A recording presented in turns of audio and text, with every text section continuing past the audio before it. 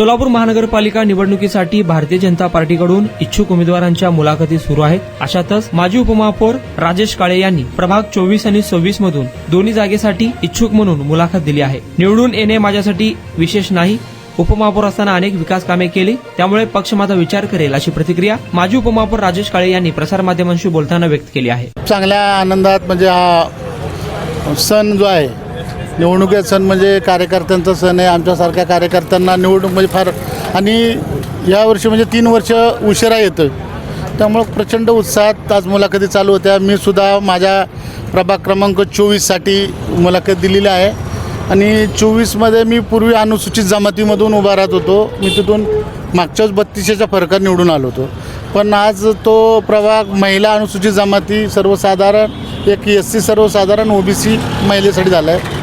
तर मी सर्वसाधारण डमधून सुद्धा अर्ज भरलेला आहे आणि प्रभाग क्रमांक 26 हा अनुसूचित जमाती सर्वसाधारणसाठी आहे, म्हणजे पुरुष याच्यासाठी सर्वसाधारण खुला आहे. मी इथं सुद्धा आज फॉर्म भरलेला आहे. पक्षाला जिथं माझी गरज असेल किंवा पक्षाला असं वाटत असेल की मी निवडून येतो, दोन्ही प्रभागामधून कितीचा फरकाने निवडून यायचा एवढाच आवश्यकतेचा विषय आहे. बाकी निवडून ह्या सगळ्या प्रोटोकॉल आहेत तो करावेच लागतात.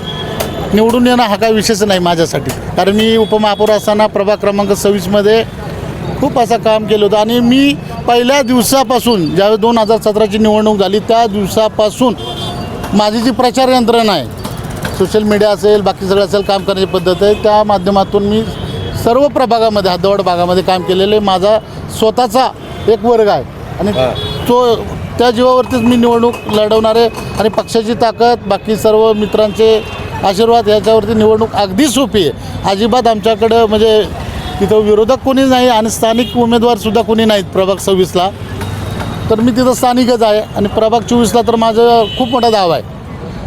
आपण नगरसेवक होतात, उपमहापौर होतात, ठळक अशी मोठी कुठली कामं सांगाल प्रभागात? मी सर्वात जास्त काम जर केलं असेल तर कोरोना काळामध्ये आपल्या सर्वांना माहिती असेल की मोनार्क हॉस्पिटलमध्ये मी सर्वांसाठी म्हणजे प्रायव्हेट हॉस्पिटल ओपन करून दिलं.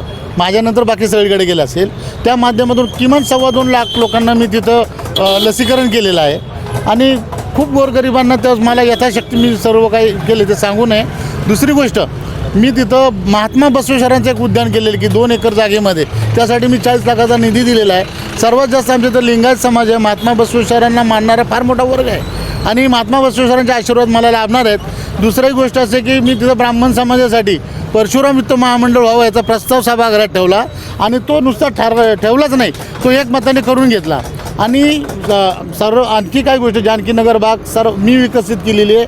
सगळ्या बागा आणि ओपन स्पेस मी डेव्हलप केलेले आहेत. तिथे कंबर तलाव जो आहे, छत्रपती संभाजी तलाव जो आहे, त्या तलावाच्या सर्व याच्यासाठी आम्ही टेंडर वगैरे करून तिथं कामं केलेली आहेत. आणि 2017 पूर्वीचा जो प्रभाग आहे आणि आताचा याच्यामध्ये खूप मोठा फरक आहे. खूप चांगले कामं आहेत. माझे वैयक्तिक सर्व सोसायट्यांच्या व्हॉट्सॲप ग्रुपमध्ये मी आहे आणि त्यांच्या माध्यमातून मी तिथं कामं करतो आहे.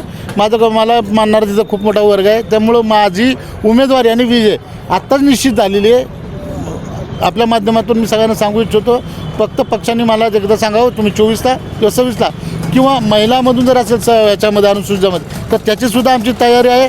चांगले योग्य उमेदवार दिले तर ते तिथं सगळं निवडून आणू. यथाशक्ती साम दाम दंडभेद सर्व याच्याने आम्ही तिथून निवडून येणार आहोतच.